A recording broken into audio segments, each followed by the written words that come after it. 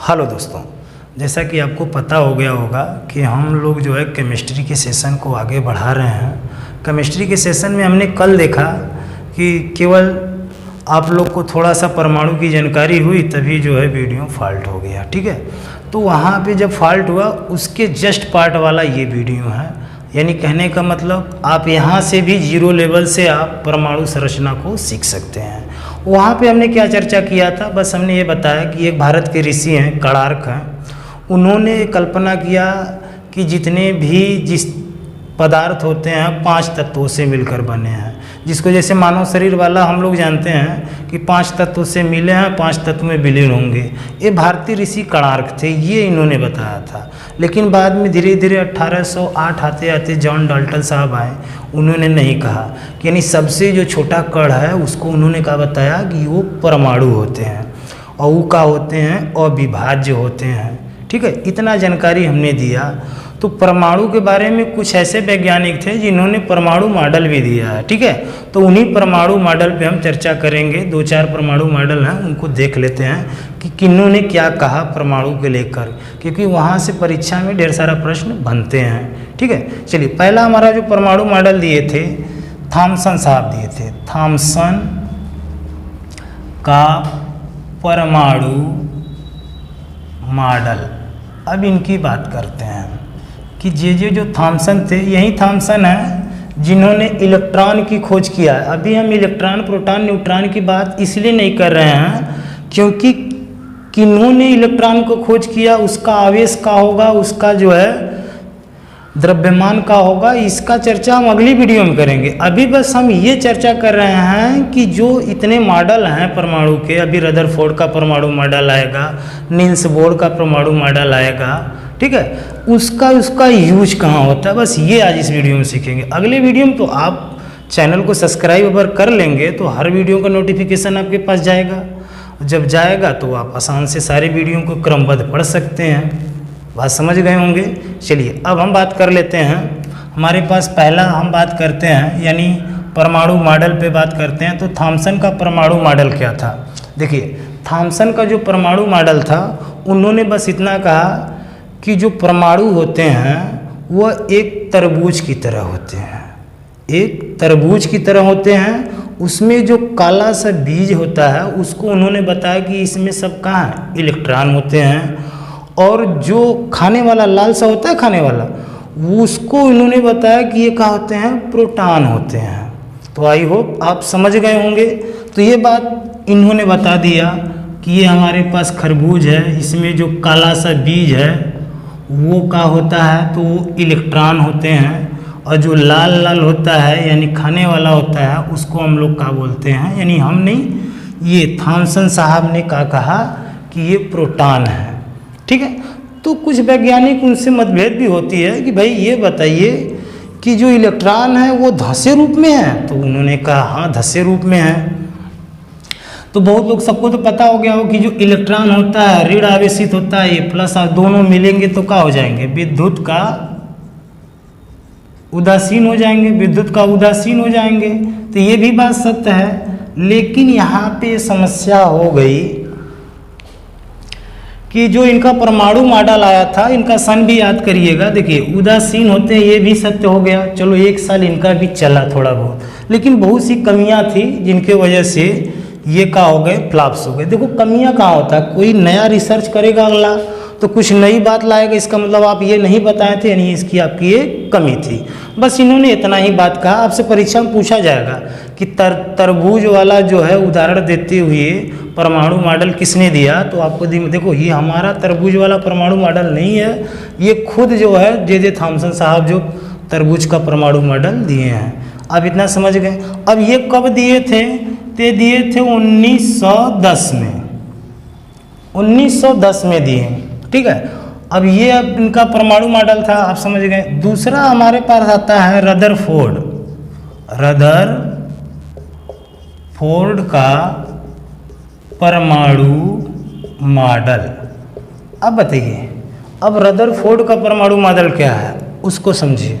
देखिए, अब ये जो रदरफोर्ड का परमाणु मॉडल आया, कब आया, ये सन बहुत इंपॉर्टेंट है, 1911 में। यानी हमने कहा 1 साल बाद ही ये भी आ गए, रदरफोर्ड भी अपना परमाणु मॉडल लेके आ गए। नहीं यार, तुम गलत बता रहे हो, हम सही बताएंगे। देखिए वो क्या सही बताते हैं। उन्होंने क्या किया कि एक तत्व लिए, और वो भी कौन सा तत्व, सोने का, यानी सोने का एक पन्ना टाइप ले लिए और वो सोना इस तरह रख दिए। समझिएगा, फिगर दिख रहा है आप, यहाँ पे वो सोना रख दिए AU। अब यहाँ पे उन्होंने क्या किया रदरफोर्ड साहब कि जो अल्फा कण की उन्होंने क्या किया, बमबारी करा दी। अब अल्फा कण जितने थे, जो किनारे किनारे थे तो सीधे निकल गए, अब कुछ जो है इस तरह गए, विकिरण जो है कुछ सीधे गए, कुछ थोड़ा सा मोशन कर गए। और जब बीच वाला जो कण था वो क्या हुआ कि गया, फिर वापस पुनः उसी माध्यम में लौट आया। अब ये बात तो खटने लगी कि ये ऐसा क्यों हुआ।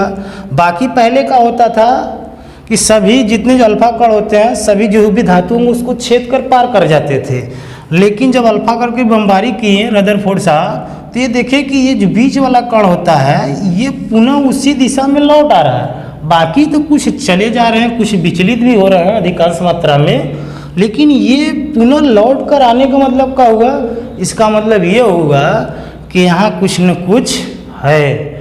और वो क्या है, इन्होंने बताया कि यहाँ कुछ न कुछ है, तभी तो टकरा कर आ रहा है। इन्होंने बताया कि नहीं, यहाँ पे कहा है, तब वहाँ से पता चला कि यहाँ का है नाभिक।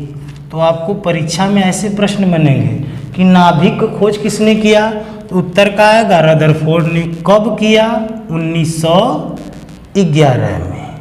इतनी जानकारी आपको हो गई, ठीक है। और आप यहाँ से क्या निकलेगा, बस इन्होंने बस इतना जानकारी दिया कि नहीं, इसमें एक नाभिक भी होता है। तो नाभिक में क्या क्या होता है, ये किसने कहा, एक नाभिक होता है, ये इन्होंने कहा।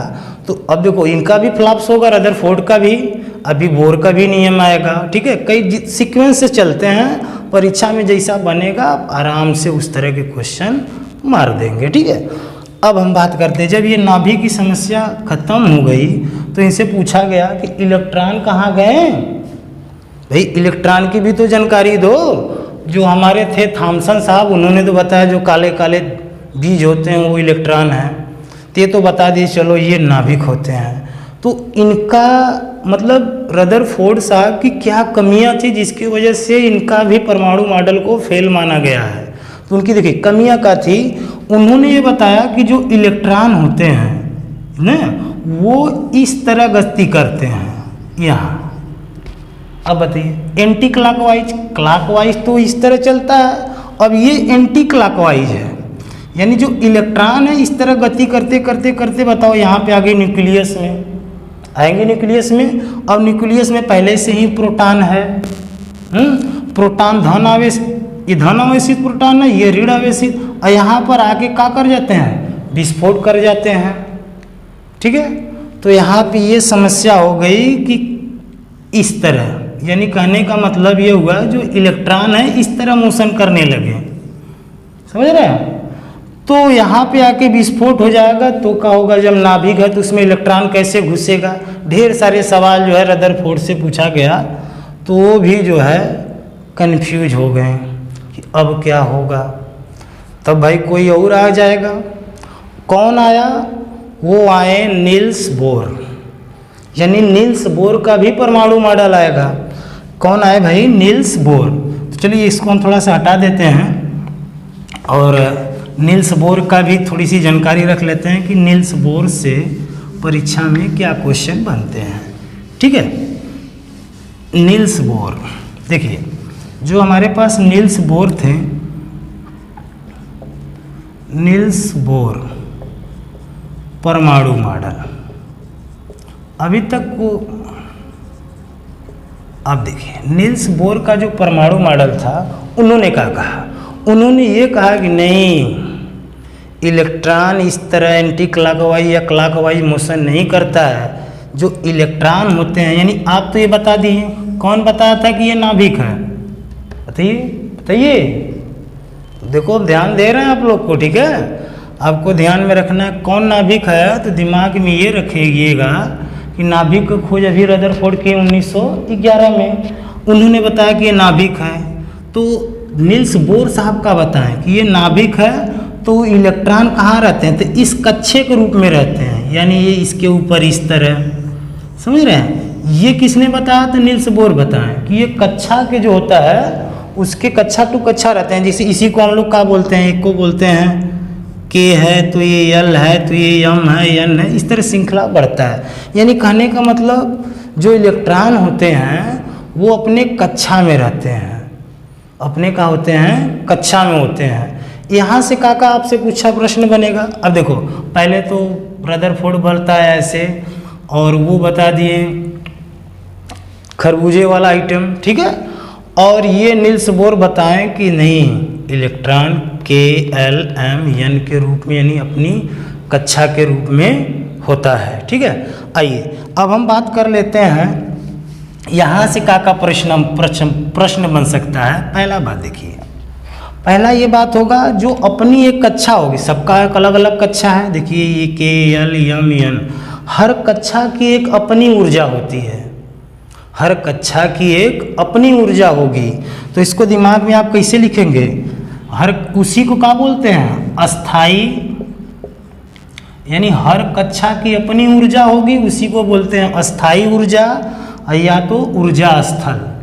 तो ऊर्जा स्थल किसे कहते हैं, यानी जिस कक्षा की अपनी खुद की ऊर्जा हो उसे अस्थाई ऊर्जा या तो ऊर्जा स्थल कहेंगे। यानी जितने भी इसमें कक्षा देख रहे हैं आप, सभी में जो है क्या है, अस्थाई ऊर्जा या ऊर्जा स्थल होता है, ठीक है। दूसरी बात आपसे क्या पूछा जाएगा, अब ये इसमें इलेक्ट्रॉन कब गति करेंगे, इलेक्ट्रॉन इसमें कब गति करेंगे। देखो कब गति करेंगे, जब कक्षा का वेग, दिमाग में रखिए बहुत इंपॉर्टेंट बात बता रहे हैं, कक्षा का वेग क्या होना चाहिए, NH/2π हो, वेग नहीं, सॉरी वेग नहीं, कक्षा का संवेग, यानी जो ये कक्षा है, ठीक है, उसका संवेग का होना चाहिए NH/2π, ठीक है। तो अभी तो इलेक्ट्रॉन चक्कर काटेगा, अन्यथा चक्कर नहीं काटेगा। इनका कहना था, किनका, नील्स बोर का, कि इलेक्ट्रॉन यानी कहने को कक्षा का संवेग NH/2π होगा, तो अभी इलेक्ट्रॉन क्या करेंगे, चक्कर काटेंगे, अन्यथा चक्कर नहीं काटेंगे।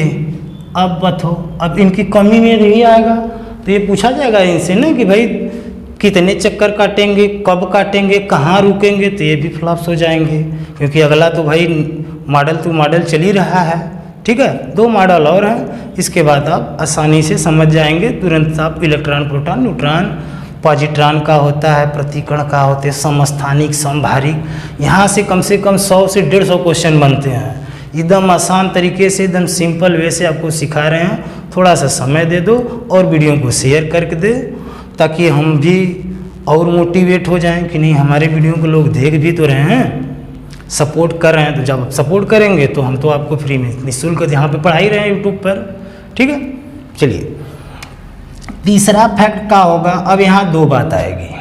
पहली बात आएगी, इसमें इलेक्ट्रॉन दोनों के पास ऊर्जा है, यदि इलेक्ट्रॉन का ऊर्जा कम हो और कक्षा का ऊर्जा का हो ज़्यादा हो, तो क्या स्थिति आएगी। अब समझिए, इसमें इलेक्ट्रॉन भी घूम रहे हैं, पता है इसमें 2 होते हैं, हाँ 2, 8, 16, 32 ऐसा नाम सुने होंगे ना। तो अब इसमें ये इलेक्ट्रॉन है, तो इलेक्ट्रॉन का मान लो जो एनर्जी है, ऊर्जा, वो कम हो और कक्षा का ऊर्जा का हो ज़्यादा हो, तो उसे क्या कहेंगे बताइए। अब उस इलेक्ट्रॉन को हम कहते हैं कि वो इलेक्ट्रॉन कैसी अवस्था में है, मूल अवस्था में है। कैसी अवस्था में है, तो मूल अवस्था में है। क्लियर हो गए होंगे। यानी जिस इलेक्ट्रॉन का ऊर्जा कम हो, कक्षा का ऊर्जा ज़्यादा हो, तो इलेक्ट्रॉन एकदम अपन मूल अवस्था में हो जाएगा कि भाई उस कक्षा का एनर्जी ज़्यादा है, ताकत उसमें ज़्यादा लग रहा है, ठीक है। तीसरी बात जस्ट इसका अपोजिट चौथी बात आएगा। अब बताइए, अब इलेक्ट्रॉन का ऊर्जा ज़्यादा हो गया, इलेक्ट्रॉन एकदम व्याकुल हो गया है, ऊर्जा ज़्यादा हो गया, ताकत हो गई ज़्यादा ना, व्याकुल होने लगा। अब कक्षा का ऊर्जा का हो गया कम, तो क्या करेगा बताइए। अब जब इलेक्ट्रॉन की ऊर्जा ज़्यादा, कक्षा की ऊर्जा कम, तो इलेक्ट्रॉन क्या करेगा, अगले कक्षा में प्रवेश कर जाएगा। आप समझ रहे हो ना, इलेक्ट्रॉन क्या करेगा, अगली कक्षा में क्या करेगा, यानी दूसरी कक्षा में प्रवेश कर जाएगा। आई होप आप समझ गए होंगे। और वो सब ऊर्जा जिसका ऊर्जा जो है ज़्यादा होता है, कक्षा की ऊर्जा कम होता है, तो वो ऊर्जा जिसका ज़्यादा हो कक्षा के अपेक्षा, तो वो उसको हम क्या कहते हैं, उत्तेजित अवस्था। यानी वो इलेक्ट्रॉन किस अवस्था में होगा, उत्तेजित अवस्था में होगा। ठीक है। अब इनकी कुछ कमियां के बारे में, दोष क्या था इनका, ठीक है। इनका दोष पहले तो वहीं कि कितने चक्कर काटेंगे, कितने चक्कर नहीं काटेंगे। इन्होंने यानी बोर साहब ने ये नहीं बताया कि जो परमाणु होते हैं, ठीक है, परमाणु में जो अंतिम कक्षा होते हैं, कक्षा हैं ढेर सारे, जो अंतिम कक्षा होते हैं उसके जो इलेक्ट्रॉन होते हैं वो रासायनिक अभिक्रिया में भाग लेते हैं। ये बात जो है बोर ने नहीं बताया, इसलिए इनका दोष का हो गया, फेल हो गया। यानी देखो, अब एक बात इसको भी थोड़ा सा नोट डाउन कर लीजिएगा कि जो अंतिम कक्षा होता है, अंतिम कक्षा के जो इलेक्ट्रॉन होते हैं रासायनिक अभिक्रिया में क्या लेते हैं, भाग लेते हैं, लेकिन ये नहीं बताए थे बोर साहब, ठीक है। अंतिम कक्षा में जो इलेक्ट्रॉन होते हैं वो रासायनिक अभिक्रिया में भाग लेते हैं। और जो अंतिम कक्षा के एक और प्रश्न खूब बनता है, जो अंतिम कक्षा में इलेक्ट्रॉन होते हैं ना, उस इलेक्ट्रॉन को कहा जाता है संयोजी इलेक्ट्रॉन। क्या कहा जाता है, तो संयोजी इलेक्ट्रॉन। संयोजी इलेक्ट्रॉन किसे कहते हैं, यानी अंतिम कक्षा में जितने भी इलेक्ट्रॉन हैं वो सब के सब क्या कहेंगे, पूरी तरह से भरे हैं, तो संयोजी इलेक्ट्रॉन। जब एक हमने बताया उत्तेजित अवस्था कब, जब एनर्जी ज़्यादा होगा इलेक्ट्रॉन का कक्षा के पीछा, तो उत्तेजित अवस्था होगा। अब यहाँ डाउन हो जाएगा, एनर्जी कम है, घर ज़्यादा लंबा चौड़ा है, तो मूल अवस्था में हो जाएगा। ठीक है, ये बात तो हम लोग सीख लिए। अब देखो दो ठे और आता है प्रभाव देखने को। ये जिम्मन प्रभाव होता है, देखिए बहुत सिंपल है, जिम्मन। एक जिम्मन प्रभाव होता है, एक ट्रॉक प्रभाव होता है। ट्रॉक प्रभाव, इन दोनों को बहुत आसान है। देखिए कोई भी इलेक्ट्रॉन है, सिंपल देखिए, अब यहाँ दिख रहा होगा, कोई भी इलेक्ट्रॉन होता है उसमें से विकिरण निकलते रहते हैं, विकिरण, ये सब विकिरण है, ठीक है। और यदि इसके बीच में हम चुम्बक रख दिए, मान लीजिए N है, ये S है, समझ रहे हैं, चुम्बक के दो ही ध्रुव हैं, N नॉर्थ और साउथ। तो चुम्बक के बीच में यदि हम इस इलेक्ट्रॉन को रखते हैं तो ये प्रभाव बताता है जिम्मन प्रभाव। और यही जस्ट सेम काम रहे हैं, समझ रहे हैं, ये इलेक्ट्रॉन है, इसके विकिरण निकल रहे हैं, उसी विकिरण के बीच में अगर यहाँ पे हम लोग विद्युत धारा प्रवाहित कर दें नीचे ऊपर से, तो ये जो प्रभाव बन के आता है उसको हम क्या बोलते हैं, ट्रॉक प्रभाव। उसको क्या बोला जाता है, तो ट्रॉक प्रभाव बोला जाता है। यहाँ तक जानकारी हो गई। अब हम एक लास्ट चर्चा कर लेते हैं कि मोसले का कैथोड किरण प्रभाव। मोसले साहब का भी तो देख ले भाई, मोसले साहब बहुत विज्ञान में, रसायन विज्ञान में इनका बहुत ज़्यादा योगदान है। अभी मोसले का और सारणी जब हम लोग पढ़ेंगे वहाँ भी मोसले साहब आएंगे, ठीक है। तो आइए चलते हैं, इनको भी देख लेते हैं कि मोसले का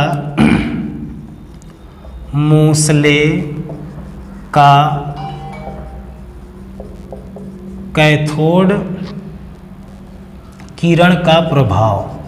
अब देखिए कैथोड किरण का प्रभाव क्या देखा गया, मोसले साहब का देखें, बहुत सिंपल है, बहुत इजी है। देखिए एक फिगर मान लीजिए इस तरह, ज़्यादा दिमाग में नहीं रखना क्योंकि परीक्षा में फिगर नहीं बनते हैं, आप समझ गए होंगे कि परीक्षा में आपसे फिगर नहीं पूछता है। ये मान लीजिए ये हमारे पास है एक कैथोड किरण, इस चीज़ को क्या बोलते हैं, कैथोड किरण, ठीक है। अब मोसले साहब ने क्या देखा कि जब कैथोड किरण की बमबारी की जाती है, समझ रहे हैं, फिगर आपको दिख रहा होगा, चमक तो नहीं रहा है, चलिए इधर से देखते हैं, ठीक है। जो कैथोड किरण है, ठीक है, अब उसमें मोसले साहब का क्या योगदान रहा। मोसले साहब ने बस एक ग्राफ देखा, एक ग्राफ इस तरह देखे कि यहाँ पे 4 है, 3 है, 2 है, 1, इस तरह, यानी इस तरह मिला दिए सभी को। आपको बता रहे हैं ये क्या है, इसको हम लोग बोलते हैं परमाणु संख्या। यानी जितने भी तत्व, जो भी पढ़ा रहे हैं तत्वों के ही तो बारे में पढ़ेंगे, जितने भी तत्व होते हैं उसके परमाणु क्रमांक इस तरह होते हैं। यानी परमाणु भार ये Z होता है और ये A होता है।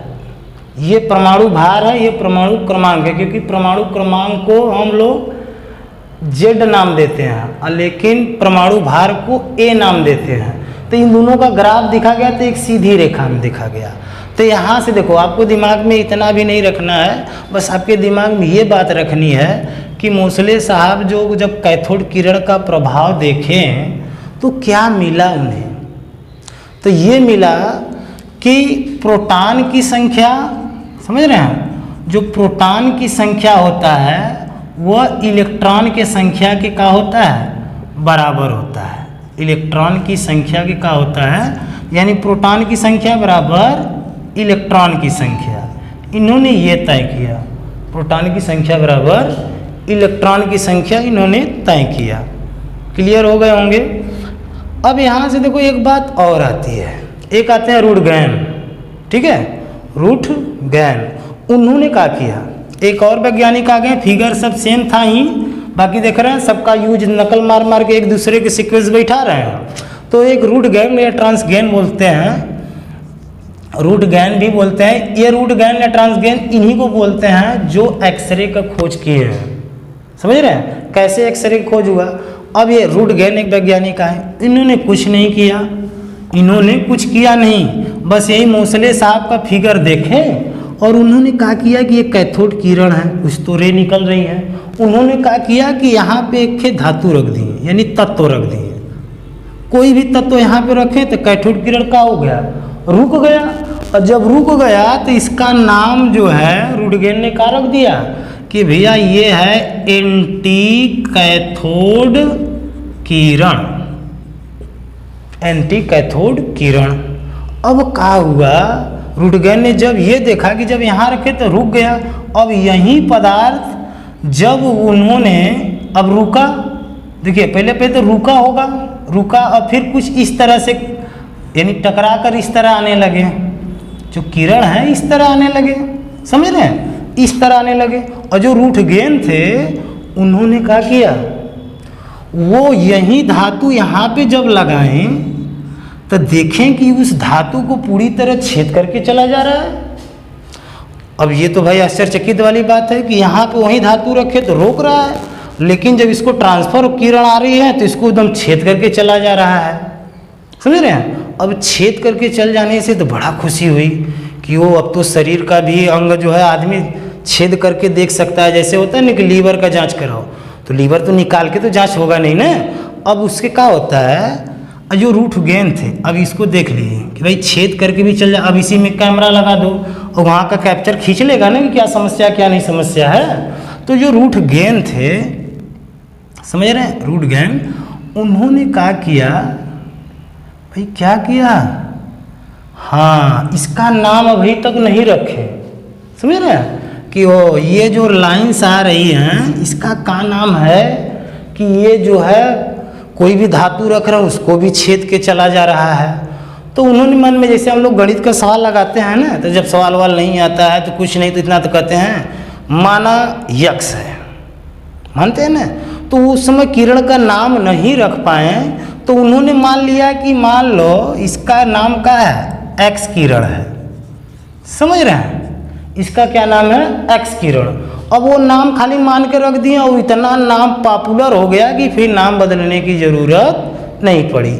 इसीलिए हम लोग क्या जानते हैं इसी को एक्सरे, यानी किसी का एक्सरे होने का मतलब कि बाहर, अब देखो किरण है, अब वो किरण क्या करता है, जैसे मान लीजिए एक्सरे हमको कराना है किसी चीज़ का, किसी पार्ट का, तो किरण हमारे शरीर के अंदर से आर पार हो जाएगी, उसी में एक लेंस लगा होता है, फोटोग्राफी होती है एक तरह से, वो क्या करता है कैप्चर कर लेता है, उसी को देख कर हमें पता चलता है ओ हमारा तो एक उरी का ये ख़त्म हो गया है, हम तो इतना दिन से ऐसे ही जी रहे हैं, है कि नहीं। तो ये था यहाँ तक परमाणु संरचना, ठीक है। अगला जो हम लोग वीडियो लाएंगे, ठीक है, उसमें हम लोग देखो चर्चा क्या करेंगे, पॉजिट्रॉन क्या होता है, प्रोटॉन इलेक्ट्रॉन के बाहर कैसे आते, ट्रिक बताएंगे, इलेक्ट्रॉनिक विन्यास क्या होते हैं, समभारिक समस्थानिक। एक वीडियो 10-15 मिनट का और होगा। इसके बाद 100 से 150 2 क्वेश्चन आपका होगा। केवल आप हमें 10 से 20 मिनट दे रहे हैं, आप सुन रहे हैं तो 100-150 क्वेश्चन पढ़ा दिया जा रहा है। आप यकीन नहीं मानेंगे, अभी हम इस वीडियो को पूरा कवर करते हैं तो हम अल्टरनेटिव क्वेश्चन लेकर आएंगे। आपके सामने यहाँ पे क्वेश्चन दिखेगा, आप उसको कैसे बताएंगे, उससे क्या फैक्ट बनते हैं, ऐसा भी एक सीरीज हम लोग आगे चलाएंगे, ठीक है। यदि वीडियो आपको अच्छा लगा होगा तो आप तो कर चुके हैं ना चैनल को सब्सक्राइब, भूलिएगा नहीं, ठीक है। चैनल को सब्सक्राइब भी कर लीजिए, थोड़ा सा सपोर्ट करिए, लोगों को शेयर करिए, हाँ साथ में बेल आइकन भी दबा दीजिएगा ताकि अगला जो भी वीडियो बनाए उसका नोटिफिकेशन सबसे पहले आपको मिले। इसीलिए आप क्या करिए, चैनल को सब्सक्राइब करिए, वीडियो को लाइक करिए।